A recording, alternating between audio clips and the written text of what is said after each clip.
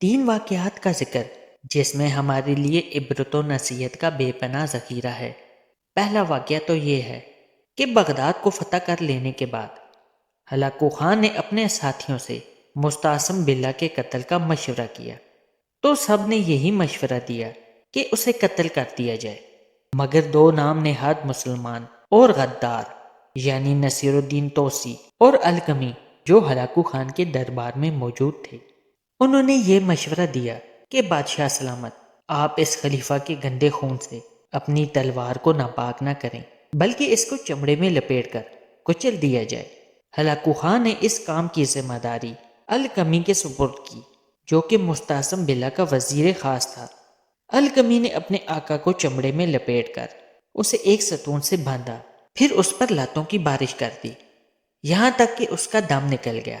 پھر اس پر بھی بس نہیں کی بلکہ اس کے بعد اس کی لاش کو زمین پر ڈال دیا اور تاتاریوں کو اس لاش پر اچھلنے کودنے اور اسے کچلنے کا حکم دیا۔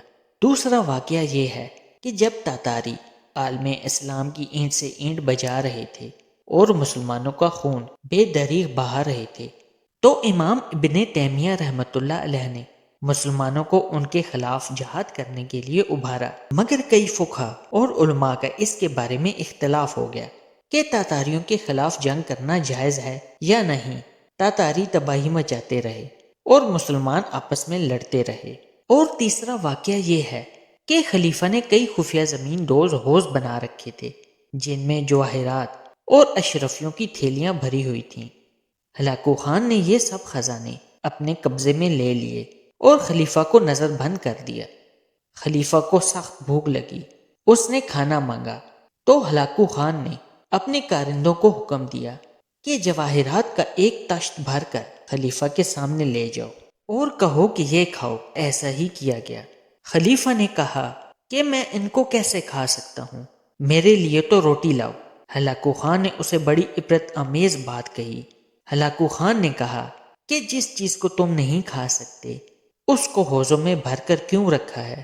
اسے اپنی اولاد یعنی لاکھوں مسلمان کی جان بچانے کے لیے کیوں نہ خرچ کیا اور سپاہیوں کو کیوں نہ دیا تاکہ وہ تمہاری طرف سے بہادری کے ساتھ لڑتے اور تمہارا ملک بچاتے۔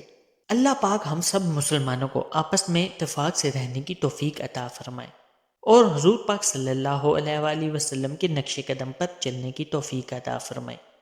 اگلی ویڈیو آنے تک کے لیے اجازت دیں، دعاؤں میں یاد رکھیے گا۔ اللہ پاک آپ کا حامی و ناصر ہو۔ اللہ حافظ۔